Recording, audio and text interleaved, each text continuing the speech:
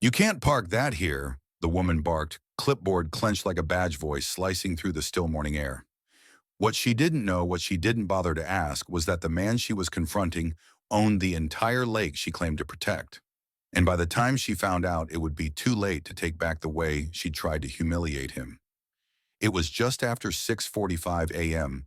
when Malcolm Reeves backed his navy blue Silverado into the gravel lot near Willowbend Lake. The air was cool, still holding on to the last bit of night, and the surface of the water was calm, smooth as glass, and untouched. The kind of morning he used to dream about when he lived in Baltimore, away from everything that felt like home. He hadn't even finished his first thermos of coffee when he stepped out of the truck boots, crunching gently against the gravel, and took a deep breath. That smell, Pine Lake water, damp earth, it was like stepping into a memory. This lake wasn't just scenery, it was history. His Uncle Ellis had taught him to fish here when he was a boy. Long before the neighborhood had gates and bylaws and board meetings, long before people like the woman he was about to meet thought they ran the place. Malcolm moved slowly, deliberately. He wasn't in a rush. He unhooked the trailer hitch, secured the rope, checked the oars twice. The aluminum skiff had seen better days, but it floated well enough and still held the dents and stories from 30 summers past. He just set down the hitch wrench when he heard the sound footsteps. Sharp, determined, gravel being ground under a heel like it owed someone money. He turned and there she was.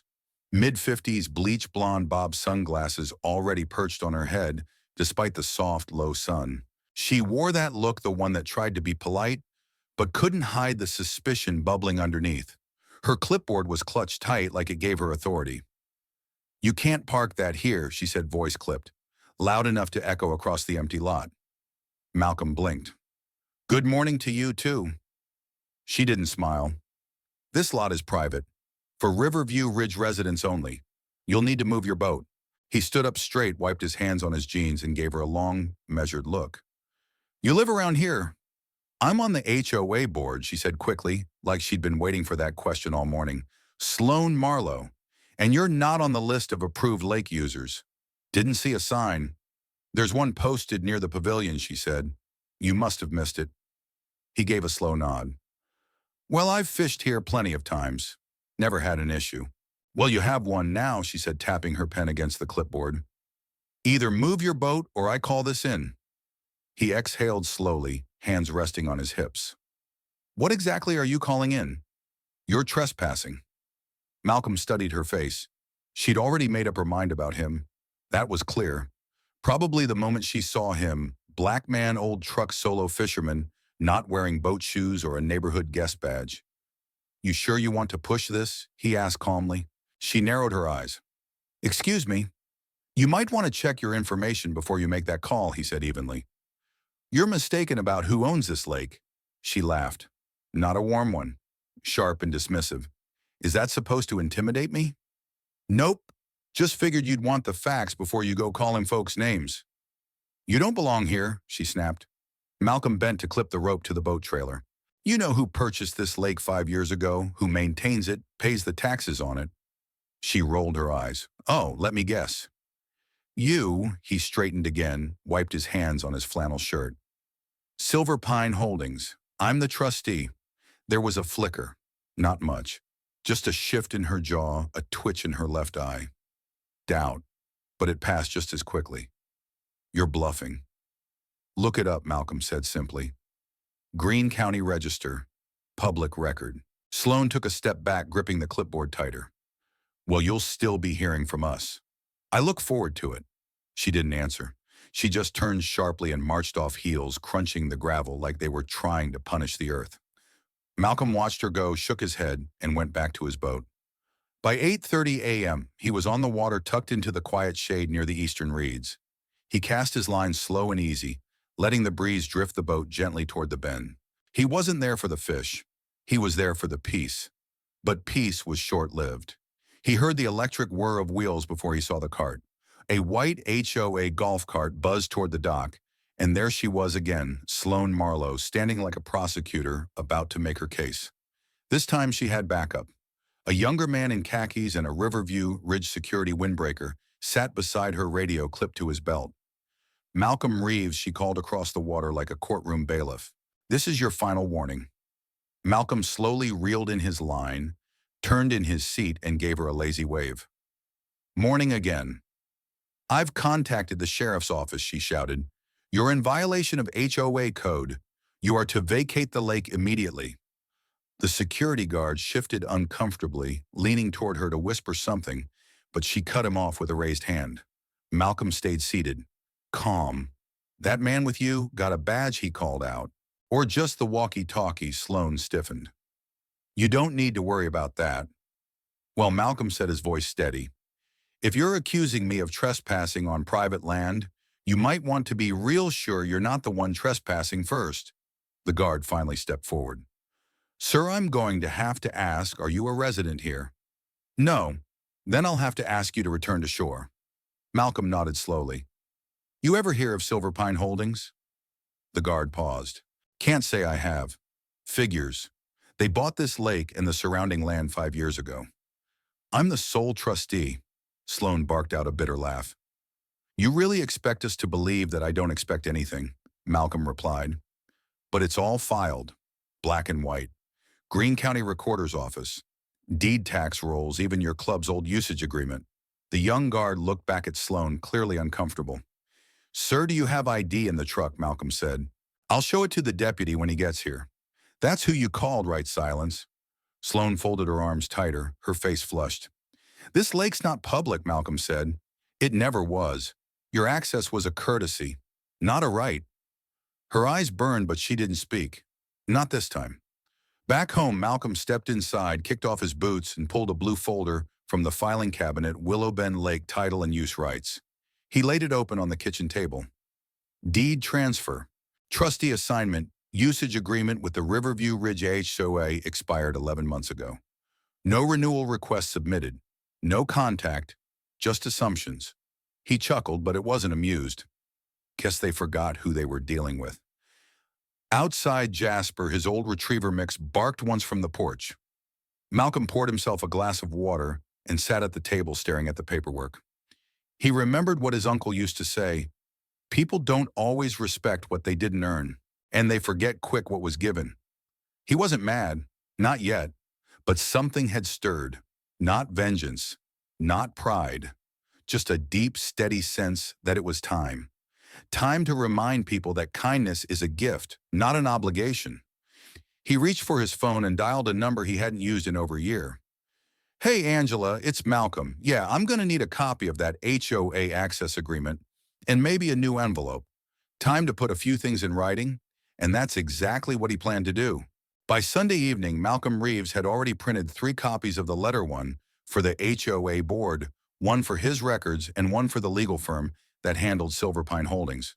The wording was clean measured and backed by documents no one could dispute. It wasn't angry. It didn't threaten.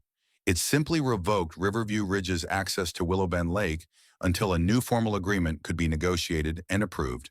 As he sealed the envelope and placed it beside his keys, Malcolm felt no vindication, only a quiet resolve. This wasn't a fight he asked for. But once the line was crossed, pretending the boundary hadn't moved was no longer an option. On Monday morning, Malcolm walked into the HOA office just after opening. The receptionist, young, startled, and clearly not expecting him, stood when he approached. "I'd like to deliver this to the board," he said, sliding the envelope across the counter. She glanced down, then up again. "Do you need a receipt? Just make sure they read it." Malcolm replied, then turned and walked out without another word. He wasn't even back home before the first email arrived. No greeting, no name, just a subject line that read, "So this is how you handle neighbors," and a body filled with condescension masked as concern. By the afternoon, the whispers had started. At the hardware store, 2 men near the lumber aisle paused their conversation when he walked by. At the grocery store, a woman he didn't recognize gave him a tight-lipped smile that evaporated when he didn't smile back. By Tuesday, things had escalated. A flyer appeared in his mailbox, unlabeled, unaddressed. Printed in bold local, "Man shuts down, lake access overstepping, or just bitter." The paragraph underneath didn't name him, but it didn't need to. Phrases like self-appointed gatekeeper and outsider trying to control community land did enough damage. Malcolm read it once, shook his head, and fed it to his shredder. At the same time, he received a short voicemail from someone who didn't bother to leave their name. You're gonna regret this. Folks don't forget this kind of thing. He didn't play it twice. That evening, Malcolm took Jasper for a walk around the lake trail. The air smelled like honeysuckle and wet bark. He passed a few residents along the way. None of them spoke. Most didn't even look. One man standing near the dock shifted uneasily as Malcolm walked by, fishing rod in hand but not casting. Malcolm didn't break stride. He wasn't there for approval. He was there to breathe. That breath would have to carry him through Wednesday when the HOA called an emergency board meeting. He didn't plan to go, at first, but then the email arrived from a woman named Rachel Whitmore. She was new to the board, had just moved in 6 months ago apparently, and she'd written him a message that was above all else respectful. Mr. Reeves, it read, I heard what happened last Saturday and I read your letter. I believe you've been treated unfairly, and I think it would serve the board and the community well if they heard directly from you. Would you consider attending Wednesday's meeting? Malcolm didn't reply right away. He waited. Thought. Then late Tuesday night, he responded with one sentence, I'll be there. The meeting room at the Riverview Ridge Clubhouse hadn't seen this many folding chairs since the pool renovation vote 3 years ago. People stood in the back, lined the walls, peeked in through open double doors. Some looked curious. Some looked tense. Sloane Marlowe sat dead center in the front row, her arms folded, her face a mask of polite fury. Malcolm stood near the sidewall, jeans pressed, shirt tucked, no paperwork in hand, just the calm presence of a man who'd already said what needed saying and wasn't here to argue. The board president, Martin Green, opened the meeting. We're here tonight to address community concerns regarding lake access and the recent revocation of usage privileges by Mr. Malcolm Reeves. He gestured toward Malcolm. Mr. Reeves has agreed to speak. We ask everyone to remain civil and respectful. Malcolm stepped forward. He didn't use the podium, just stood where he was and spoke. My name is Malcolm Reeves. I was born 5 miles from here. My uncle Ellis Reeves taught me to fish on Willow Bend Lake when I was a boy.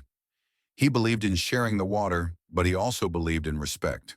He left the lake and surrounding land in a private trust. That trust, Silver Pine Holdings, is managed by me. He let the words settle. No drama, just fact. 5 years ago, we granted temporary access to the Riverview Ridge Fishing Club through a courtesy agreement. That agreement expired nearly a year ago. No one renewed it. No one contacted me. But people kept showing up, acting like it was owed to them. He looked directly at Sloane. She held his gaze but said nothing. Last weekend, I was confronted, accused, and threatened with law enforcement on land I legally own. I didn't raise my voice. I didn't return the insult. I simply reminded someone of the truth, and now I'm being called a problem. The room was quiet, still. This isn't about revenge. This isn't about ego. It's about dignity, about not being spoken to like I'm invisible, about not having my name erased just because it doesn't appear on your clubhouse bulletin board. A man in the back muttered something. Sloane shifted, her hand tightening around her pen. A woman stood up. He's right, she said. You didn't even know who he was before accusing him. That's on us. Rachel spoke up next. We let an expired agreement turn into entitlement. We didn't ask questions. We just assumed. And that assumption came at someone else's expense. Sloane finally stood. Why didn't you just come to us, Mr. Reeves? She asked, her voice sharp but brittle around the edges. Why go straight to shutting everyone out? Malcolm's voice didn't change. You came to me first with a clipboard and a threat. I responded with a letter. She sat down slowly. No rebuttal. No applause followed his statement. No cheers. Just a long collective breath from a room that suddenly realized the lake wasn't just water. It was a reflection of how they treated the people around them. Martin cleared his throat. We'll now open discussion to the floor. Hands rose slowly. Some asked if the agreement could be renewed. Some wanted to help with lake maintenance. A few apologized. Malcolm gave no promises. He answered with calm honesty, I'm open to solutions, but not to being overlooked.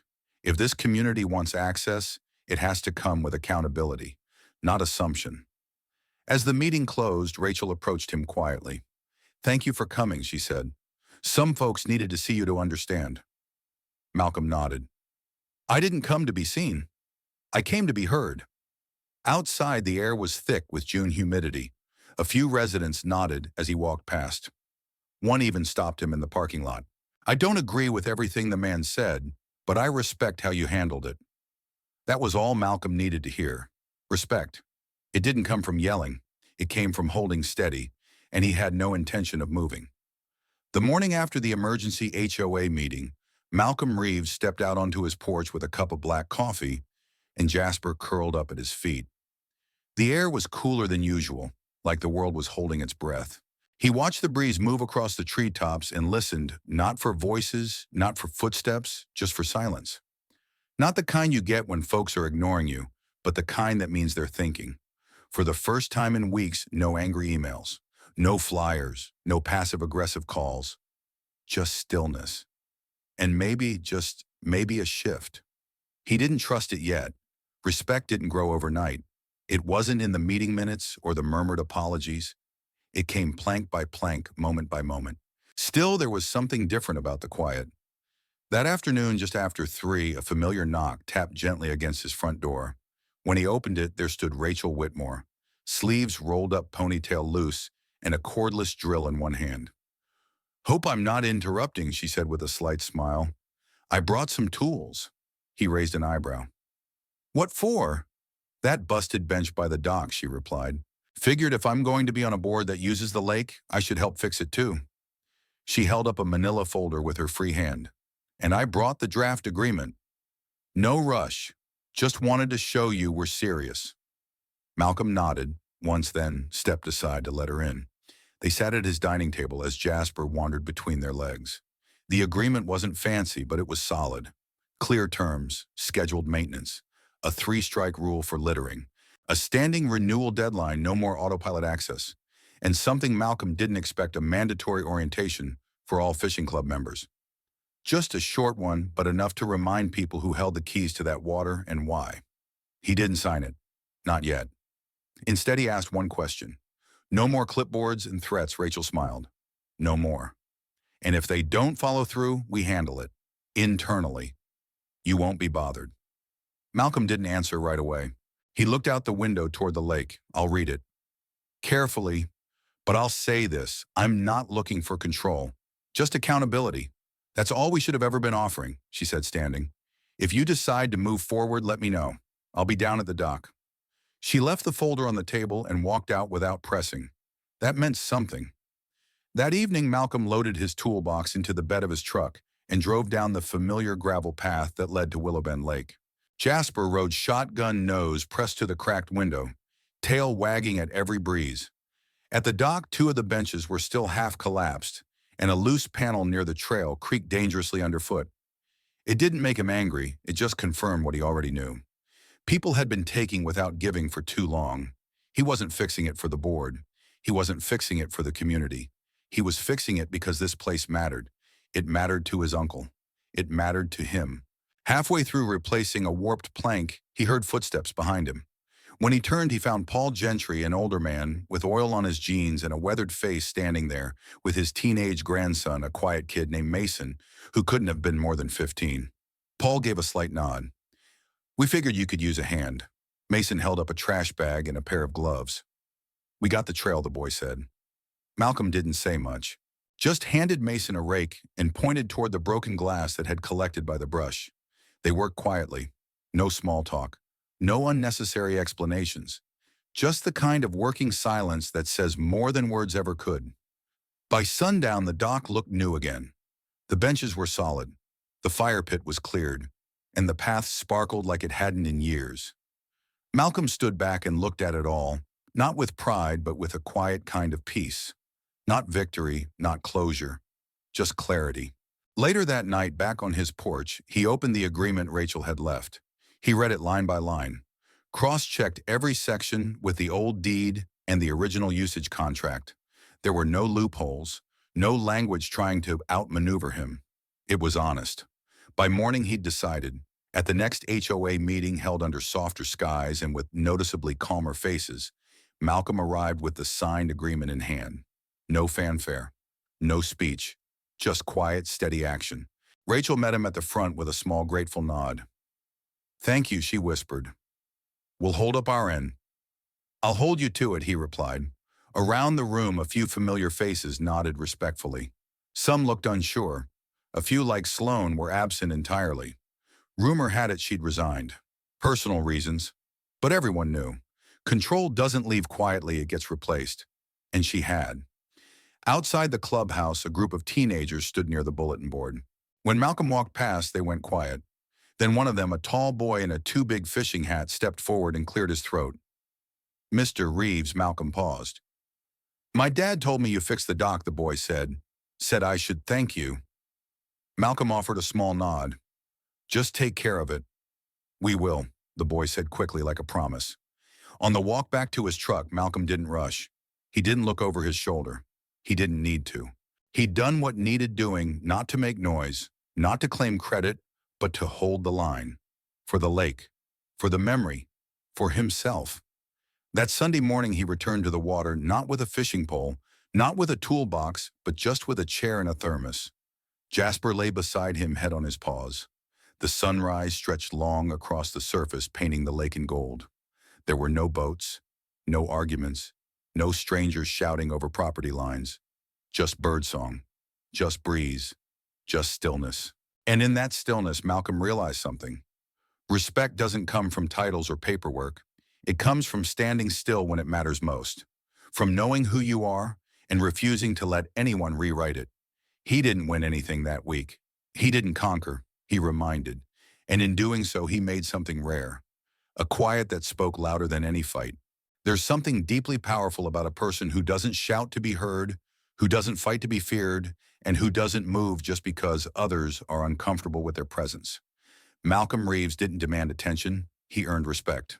Quietly, steadily, without ever raising his voice. The lesson in Malcolm's story is about boundaries, not the kind marked with fences or signs, but the ones that define dignity, legacy, and self-respect. When someone tries to push you off ground, you've rightfully earned when they speak over you. Question your place or make assumptions without knowing your name, you have every right to stand firm. Not with rage, not with retaliation, but with calm certainty and truth. In a world that often rewards the loudest voices, Malcolm showed us that stillness, when rooted in principle, is louder than noise. He didn't retaliate against Sloane Marlowe with bitterness. He didn't shame his community in anger. He responded with documentation, discipline, and determination. And when the community finally looked beyond the assumptions and listened, they didn't just see a man enforcing rules. They saw the legacy of someone who valued history, respect, and quiet strength. To our listeners, here's the takeaway. Don't let anyone make you feel like you don't belong where you've planted your roots. If you've earned your place through effort, through integrity, through years of doing the right thing, don't step back just because someone else steps forward with louder words. At the same time, let's not be the ones doing the assuming. Don't measure someone's worth by what they drive, where they sit, or how quiet they are. Ask, learn, understand. Because when we fail to listen, we lose the opportunity to build real community. And to those who've been in Malcolm's shoes, dismissed, overlooked, or underestimated this story, is a reminder you don't have to match someone's disrespect to restore your dignity. Stand firm, speak clearly, let your actions and truth carry the weight. Because people may forget what you said, but they'll remember how you stood. Thank you for being part of US Instructive Stories. If this story touched your heart or reminded you of a time you had to stand your ground with grace, we hope you'll share it with someone who needs to hear it. These are the stories that teach, the ones that reflect real lives. And from all of us at the channel, thank you for listening. Your time, your thoughts, and your open heart mean everything. Until next time, keep standing tall in truth. And remember, quiet strength leaves the deepest echo.